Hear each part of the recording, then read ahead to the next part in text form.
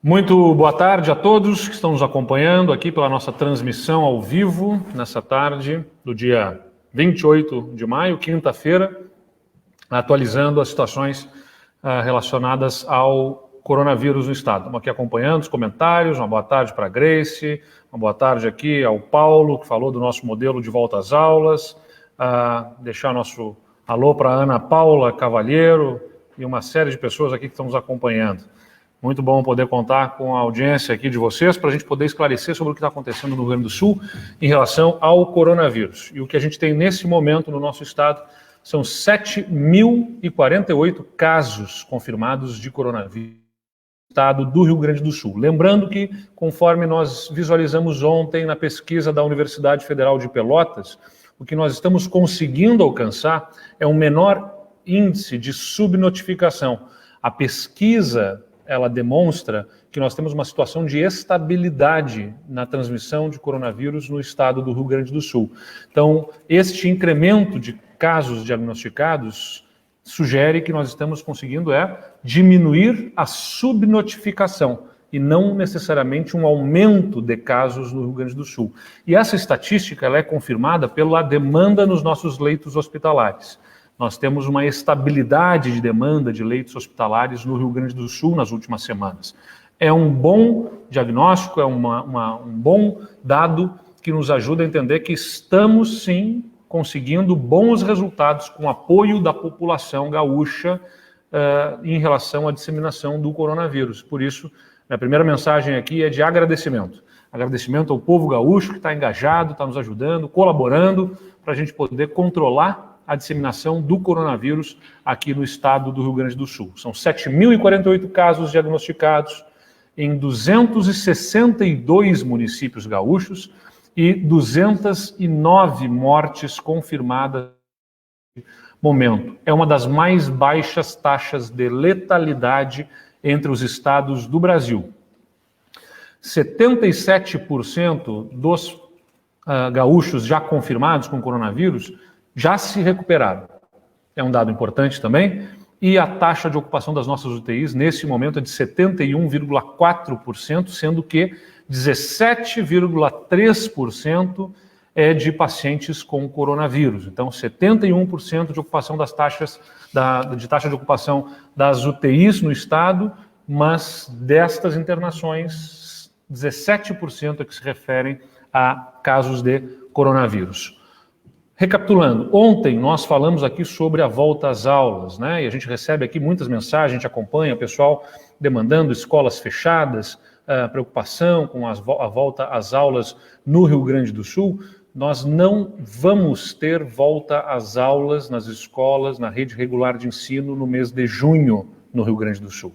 Nós teremos o retorno em junho das atividades escolares na rede estadual de ensino por meio remoto. E está liberado para a rede privada e para a rede municipal de ensino também o retorno apenas remotamente, ou seja, com ensino remoto, com plataformas virtuais. O Estado do Rio Grande do Sul vai fazer o retorno das aulas para a nossa rede estadual de ensino usando uma plataforma do Google for Education, que é uma plataforma conhecida e que é utilizada, inclusive, por muitas escolas particulares no estado e no Brasil. Uma boa plataforma, a plataforma Classroom do Google for Education, é bastante eficiente e vai permitir que a gente crie ambientes virtuais, de salas virtuais, para que os professores transmitam o conhecimento através desta rede. E estaremos viabilizando a rede de dados, o pacote de dados para os alunos através dos seus celulares, dos celulares dos pais ou da plataforma que utilizarem. E a gente sabe que, infelizmente, no quadro social que a gente tem, muitos alunos não têm acesso de alguma forma às redes.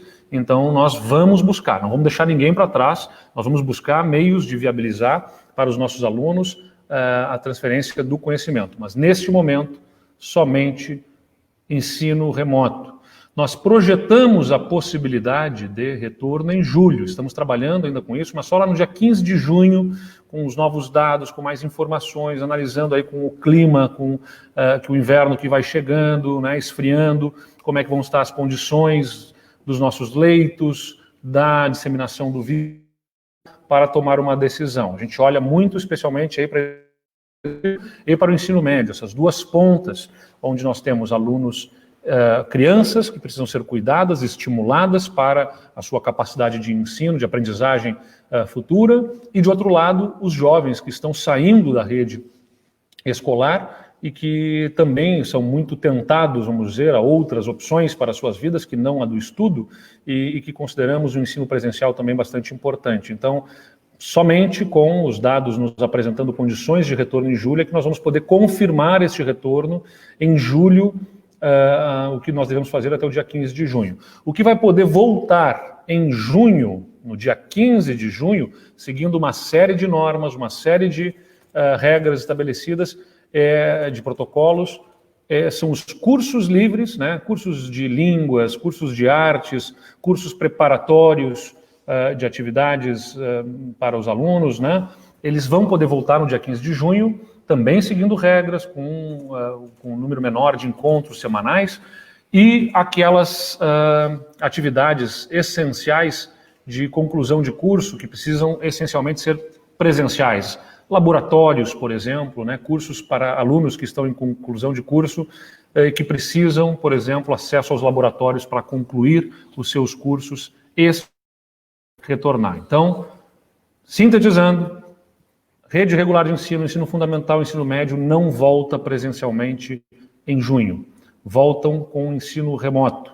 Poderão voltar parcialmente a atividades na rede regular, no ensino obrigatório, os alunos de rede de educação infantil, de ensino médio, lá em julho, mas só em junho é que a gente vai confirmar como que está andando isso aqui no Rio Grande do Sul. Por enquanto, só ensino remoto, virtual, para estes alunos. Pode voltar no dia 15 de junho os alunos com atividades em cursos livres e aquelas atividades que precisam ser presenciais para a conclusão dos cursos, tá bem? Então, vamos adiante. O nosso assunto na pauta de hoje é sobre testes, mais testes. A gente sabe que é muito importante a política de testagem da população, isso mundialmente é reconhecido, e nós seguimos o nosso desafio de aumentar, melhorar a nossa capacidade de monitoramento do avanço do coronavírus no Rio Grande do Sul. Ontem nós anunciamos os resultados da pesquisa da UFPEL, da Universidade Federal de Pelotas, e importante para a avaliação das políticas públicas que nós temos até aqui. A quarta rodada, né, mostrou que nós tínhamos essa estabilidade, 0,18% de prevalência em relação ao indicador da rodada anterior, que tinha sido de 0,22%, e paralelamente a essa pesquisa feita pela universidade, que nós vamos dar continuidade nos próximos meses, nós vamos seguir testando e distribuindo testes rápidos para as cidades, para que elas também possam monitorar a população. Vamos iniciar a distribuição da quarta remessa de testes rápidos com mais de 130 mil testes, a partir de amanhã. A secretária Arita Bergman nos acompanha nessa nossa live para nos trazer as informações, secretária Arita Bergman, sobre esta remessa de testes para os municípios e também a política de uso desses testes na população. Por favor, secretária. Boa tarde, senhor governador, boa tarde a todos que acompanham mais essa live, que atualiza importantes informações para o cidadão gaúcho. Hoje, então, estamos anunciando os testes de anticorpo, também a quarta remessa de 131 mil, conforme o senhor governador já falou, e se somarmos as remessas anteriores, nós já estamos com 348 mil testes distribuídos. Esse lote de distribuição, ele tem alguns critérios para atingir o conjunto dos 497 municípios. Pelo extrato populacional, considerando um teste para cada 100 habitantes.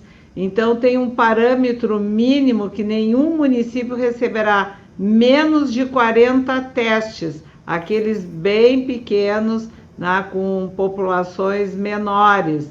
Também vamos incluir como um critério municípios que já tinham casos confirmados na remessa anterior, incluindo nesta remessa também os novos municípios que confirmaram casos. E vamos nessa remessa fazermos uma nota técnica colocando à disposição dos municípios a possibilidade de testarem outros grupos populares, como, por exemplo, se tiver algum surto, aquelas pessoas que trabalham diretamente com o público, seja na área do comércio, seja onde for, desde que sejam sintomáticos, apesar que também podemos colocar PCR quando for sintomáticos, e para as populações e os seus contatos, Se alguém testar, trabalha numa lotérica, por exemplo, atende muito público, ele se tornou, tem sintomas, os contatos deles também poderão ser testados ou avaliados por vínculo epidemiológico. Então, com isso, estamos ampliando a possibilidade de que novas pessoas possam ser testadas, lembrando sempre, prioridade são os trabalhadores da saúde, os trabalhadores da segurança, sistema penitenciário, as LPIs, os idosos acima de 60 anos com comorbidades, de um modo geral, população acima de 50 que já estavam nos outros critérios, assim como também os transportadores, os motoristas. Então, agora estamos abrindo um pouco mais, temos testes encaminhados pelo Ministério da Saúde. E ainda lembrando que os gestores municipais têm a responsabilidade de notificar tanto o caso positivo quanto negativo e encerrar o cadastro para que ele possa fazer parte do sistema oficial do Estado e do Ministério da Saúde. Eu vi aqui agora nas perguntas, Arita, uma das nossas gaúchas que estão assistindo aqui, perguntando quais municípios que vão fazer os testes, que vão receber os testes para fazer os testes. Todos os municípios estão recebendo um lote mínimo desses testes, né, Arita?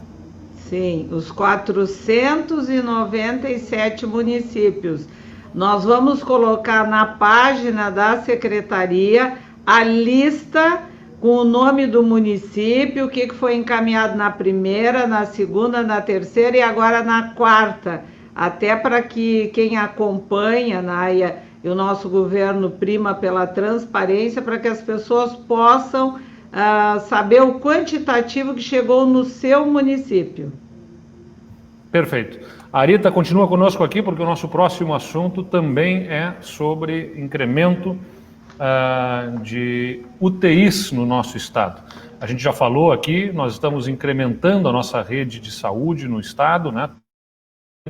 Ele nos ajuda a ganhar tempo, para que a gente possa melhorar o atendimento, incrementar a nossa rede hospitalar e assim termos melhores condições de atender a população. Então, quando cada pessoa cumpre o protocolo, usa máscara, cumpre a etiqueta respiratória, a higiene que a gente está pedindo, ela está nos ajudando a ganhar tempo para que esse vírus circule menos e, paralelamente, o governo vai aumentando a estrutura hospitalar do Rio Grande do Sul. A gente vai aumentar em mais de 60% a rede de UTIs do nosso estado. Isso é muito relevante, mas a gente precisa de tempo para que tudo isso efetivamente se implemente. Na semana passada a gente avisou aqui que o governo federal, o Ministério da Saúde, tinha feito finalmente a habilitação de vários leitos hospitalares no estado do Rio Grande do Sul, mas ainda tem leitos que não foram habilitados pelo Ministério da Saúde. E por isso nós estamos informando aqui que o estado vai ficar responsável pelo pagamento da diária de R$ 1.600 de cada leito em 7 hospitais, 7 municípios do interior do estado, que ainda não foram habilitados. São 47 leitos que vão ter funcionamento garantido pelo governo do estado, até que haja essa habilitação federal, como fizemos com outros 139 leitos aqui no nosso estado, e a Secretaria conta um pouco mais para nós sobre esse reforço na estrutura hospitalar do nosso estado, com recursos do estado nesse momento, até que o Ministério da Saúde faça a habilitação, secretária Arita. O nosso plano de contingência, dentro também do mapeamento por regiões de saúde, é de fundamental importância que tenhamos a rede funcionando com os leitos que já estão prontos. Pronto significa que eles têm equipamentos e também tem a equipe médica de enfermagem, toda a equipe de suporte para que eles possam atender na sua região os pacientes regulados pela nossa central de regulação. Como nós encaminhamos para o Ministério da Saúde, ainda nesse mês de maio, o pedido de habilitações de mais 274 novos leitos, a maioria deles estão em gestão, aliás, os 274 são gestão municipal, desculpe, mas nós temos esses 47 leitos que estão sob gestão estadual. Então, esses leitos, enquanto não sairão, o governo do estado está se comprometendo em fazer o pagamento de forma administrativa, sempre que cada um desses hospitais, por regiões de saúde, estiverem recebendo pacientes COVID. E eles estão prontos, então isso será uma reedição da nossa portaria 290, com a inclusão desses novos leitos em regiões bastante importantes, litoral norte, na região da fronteira, a região lá da norte seria o Soledade e Erechim, e assim sucessivamente que sairá na nossa portaria. Essa é uma decisão importante, governador, porque nós temos que ter a certeza e a garantia de que a população que precisar de terapia intensiva o tenha. Quando o Ministério da Saúde habilitar esses leitos, então eles passam a ter a remuneração do custeio por ordem do Ministério da Saúde.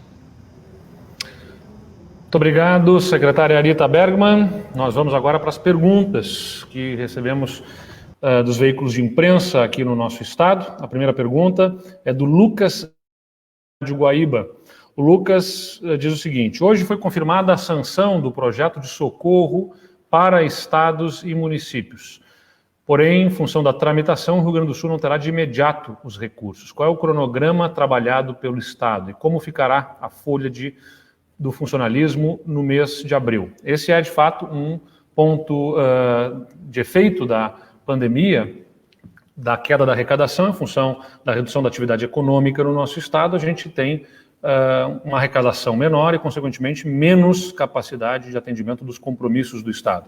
Nós já perdemos quase R$1 bilhão no mês de maio em arrecadação e cerca de 700 milhões de arrecadação no mês de abril. Então, no agregado entre abril e maio, a gente teve 1 bilhão e 700 milhões de queda da arrecadação, entre recursos que ficam com o Estado e que vão para os municípios. No líquido que fica para o Estado, é cerca de 1 bilhão e 200 milhões de reais a menos nos cofres do governo do Estado. Vejam o quanto que isso impacta a capacidade de pagarmos os compromissos do Estado. Como o governo federal, em primeiro lugar, demorou a tramitação no Congresso Nacional, entre Câmara, Senado, alterações que foram feitas, retorna para a Câmara, vai para o presidente sancionar e depois nas mãos. Foi até o último dia para a sanção, para a publicação do projeto, foi isso que aconteceu. O presidente usou todo o prazo que tinha, 15 dias úteis para a sanção. Esta demora gera um maior desencaixe do fluxo de caixa do governo. Nós vamos receber nos próximos dias, quando recebermos, porque a sanção não coloca o dinheiro imediatamente nos cofres do Estado, há uma expectativa de cerca de 10 dias até que entrem esses recursos. Quando nós recebermos a primeira parcela de 500 milhões de reais desta ajuda, já teremos perdido mais de 1 bilhão e 200 milhões de reais no caixa do Estado, no que fica para o Estado. E esse desencaixe de fluxo compromete os pagamentos feitos pelo governo do Estado. Nós tivemos uma semana melhor de arrecadação e por isso vamos conseguir pagar amanhã uma nova parcela de R$ 1.800 no salário de abril dos servidores, onde nós tínhamos pago até aqui R$ 2.200, vamos conseguir pagar mais R$ 1.800, são R$ 4.000, portanto, pagos aos servidores, o que quita a folha de pagamento para 73% dos servidores do Estado. Mas eu vou chamar aqui o nosso secretário da Fazenda, Marco Aurélio, que vai nos explicar um pouco mais sobre financeira, a expectativa de quando que esse recurso chega e os efeitos que isso tem na nossa folha de pagamento. Secretário Marco Aurélio, nosso secretário da Fazenda. Governador, boa tarde a todos os nossos ouvintes. Como o senhor colocou, né, a espera pelo recurso federal foi longa, nós não temos ainda uma data específica para a entrada, houve uma frustração da nossa expectativa, que era ter esses recursos ainda em maio. Né, tivéssemos recebido esses recursos ainda em maio, nós teríamos conseguido terminar de pagar a folha de abril até amanhã, tendo em vista que esses recursos deslizarão para junho por um prazo aí de talvez 10 dias, a gente estará quitando, como o senhor mencionou, a folha de abril para 73% mais ou menos dos vínculos. O que a gente pode dizer hoje, e é claro que temos muita incerteza na arrecadação, mas o que a gente pode dizer hoje é que até o dia 12 a gente quitará a folha de abril, mesmo que os recursos federais não venham. Então, caso os recursos federais venham antes, venham no dia 9 ou no dia 10, aí nós conseguiremos antecipar. Se eles não vierem, se o prazo demorar ainda mais do que esses 10, 15 dias, ainda assim, no dia 12, a gente conseguirá quitar a folha de abril. Para maio, né, que a data inicial constitucional seria amanhã, a gente poderá começar o pagamento da folha de maio assim que terminarmos a folha de abril e a previsão que a gente tem hoje, né, havendo uma parcela do recurso federal em junho, de poder abrir a folha pagando R$ 1.500 para todos os servidores. Então, as perdas de arrecadação, como o senhor mencionou, são muito expressivas. Isso afeta não somente a nós, no governo estadual, mas também todas as prefeituras, né? Eu quero lembrar, quando a gente soma todos os municípios do Brasil, a parcela do ICMS é maior do que o próprio ISS para o conjunto, né, das cidades. Talvez não seja o caso de cidades grandes que têm economia, mas para a imensa maioria dos municípios, eles dependem mais do ICMS do que do próprio ISS. Então, esse longo prazo prejudica a gestão de todos os níveis. Para junho, a gente, embora ache, né, que a fase mais aguda de arrecadação foi em maio, mas ainda assim, em junho, a gente deve ter outra perda de arrecadação, provavelmente na casa dos 700 a 750 milhões. Então, estamos, né, mantendo em dia os pagamentos da saúde, a contribuição para o IP Saúde, estamos fazendo o máximo esforço possível com os servidores, com os fornecedores, mas é claramente impossível, né, que diante de perdas de arrecadação como essa, sem reposição, que a gente não tivesse sido obrigado a alongar o calendário. Mas, enfim, resumindo, amanhã R$ 1.800 para todos os servidores que ainda têm salários em aberto. No dia 12, quitamos todo o restante de abril. Se o dinheiro federal chegar antes, a gente antecipa essa quitação. Maio começará em seguida ao final da folha de abril. Portanto, quanto mais rápido o recurso federal chegar, melhor será para nós e também para as prefeituras, né, que também receberão recursos federais. Ou seja, com a chegada dos recursos federais, a gente, se chegarem antes do dia 12, a gente consegue concluir o pagamento de abril. Ou, portanto, ali no dia 12, quando a gente tem chegada de ICMS, né, pagamentos de ICMS, os primeiros aportes grandes do ICMS do mês, a gente teria condição de abrir a folha do mês de maio, mas dependemos dessa condição do repasse federal. Exatamente. Os recursos vindo na primeira quinzena do mês, a gente consegue abrir já a folha de maio. A expectativa, pelo menos as informações são extraoficiais, não tem nada escrito em nenhum ato, né, nenhuma portaria, mas a expectativa é de um prazo de 10 dias a contar de hoje. Perfeito. Muito obrigado, secretário Marco Aurélio. A gente sabe que esse assunto ele toca na vida de milhares de pessoas, são mais de 300 mil funcionários do estado do Rio Grande do Sul, entre servidores aposentados e servidores em atividade, os aposentados em atividade, pensionistas, e, mais uma vez, é importante frisar, o Estado perdeu, até o final deste mês de maio, terá perdido mais de 1 bilhão e 200 milhões de reais no seu caixa, fora a arrecadação que ele perde, que é remetida às prefeituras que também estão arcando com essas dificuldades em função do coronavírus. Então, 1 bilhão e 200 milhões de reais foi a perda de receita do Estado até o presente momento. É evidente que isso atinge a nossa capacidade de pagamento de salários. O apoio federal, que ainda não chegou, quando chegar, chegará com 500 milhões de reais, para uma perda de 1 bilhão e 200 milhões. Então, o auxílio federal não é suficiente diante das perdas que teremos e que já tivemos, e isso é importante estar claro aqui, mas nós não deixaremos de fazer todo o esforço aí para atender aos compromissos do governo do Estado. A Cristine Pires, do Jornal do Comércio, pergunta: qual a sua recomendação para empresas que adotaram o home office, que possibilitam o trabalho remoto sem qualquer prejuízo ao rendimento e cumprimento das tarefas? Já devem promover o retorno presencial a partir de junho ou manter o home office? Olha, Cristine, se houver possibilidade de manterem a atividade remota, né, o home office, como é chamado, trabalhar de casa, devem continuar fazendo, sem dúvida nenhuma, né? Aliás, conheço muitos casos de empresas que não projetam retornar com algumas atividades nunca mais, inclusive, projetam trabalhar nesse novo modo de home office com parte dos seus funcionários, inclusive reduzindo instalações físicas das empresas e gerando redução de custos já para frente, por já terem entendido que essa nova modalidade atende às suas necessidades, que entenderam que roda bem, que funcionam bem em formato de home office. Mas essa decisão, evidentemente, é dos empreendedores, da iniciativa privada. O que eu posso dizer a essas empresas é que devem seguir sempre o protocolo do distanciamento controlado, ou seja, lá está as bandeiras amarela, laranja, vermelha e preta, em que condições o trabalho pode acontecer. Eventualmente, até o trabalho pode acontecer presencialmente, conforme o nosso protocolo, mas a decisão de continuar remotamente é da empresa e, se puder fazê-lo, sem dúvida nenhuma, uma colaboração a mais que está sendo dada, no sentido de evitar disseminação, menor exposição dos seus colaboradores, das pessoas, ao risco de contágio. E isso é interessante, evidentemente. O Luciano Veleda, do Sul 21. Governador, enquanto o presidente da República demonstra preocupação com outros assuntos e não com a pandemia, como tem sido a relação com o Ministério da Saúde e quanto a falta de uma liderança nacional, atrapalha o enfrentamento do coronavírus no Rio Grande do Sul?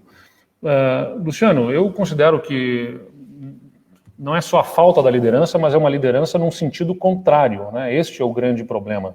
É uma liderança contra, enfrentando, do confronto, isso é negativo. Então, não fosse já suficiente para atrapalhar a falta de uma liderança, haver uma oposição àquilo que a ciência consagrou mundialmente deve ser a forma de enfrentar o coronavírus, que é, de fato, reduzindo a circulação de pessoas, já que nós não conseguimos parar o vírus até que nós tenhamos vacina. Parar as pessoas, ou pelo menos reduzir a circulação das pessoas, é a forma mais eficiente de reduzir o contágio. E reduzindo o contágio, manter a demanda por leitos de UTI dentro do governo. É isso que nós estamos trabalhando, para que a demanda em função do contágio esteja dentro da capacidade que nós temos de atendimento. Então isso é muito negativo. Agora, sobre a relação com o Ministério da Saúde, é claro que a troca constante, não só do ministro, como das equipes, porque não é só a troca do ministro, né? Trocam as equipes, as chefias, as equipes diretivas em diversas instâncias do Ministério, acaba gerando o que a gente chama de solução de continuidade. Ou seja, a continuidade tem problemas, ela é comprometida a continuidade das políticas públicas. E assim, a gente tem uma situação em que a interlocução com o Ministério fica comprometida, né? Os programas, por melhor que sejam as pessoas novas que possam ter sido colocadas lá, eu não as conheço, por melhor que elas sejam, há um tempo de assimilação, de conhecimento, de entendimento do funcionamento da estrutura, do que vinha sendo feito, e isso acaba gerando perda de velocidade. E velocidade é o que a gente precisa nas políticas públicas para o enfrentamento do coronavírus. Então, nós nos mantemos, seja qual for a diferença ideológica que tenha com o Comando Nacional, nós entendemos que há uma necessidade de esforço conjunto. Então, sempre trabalharemos junto com as outras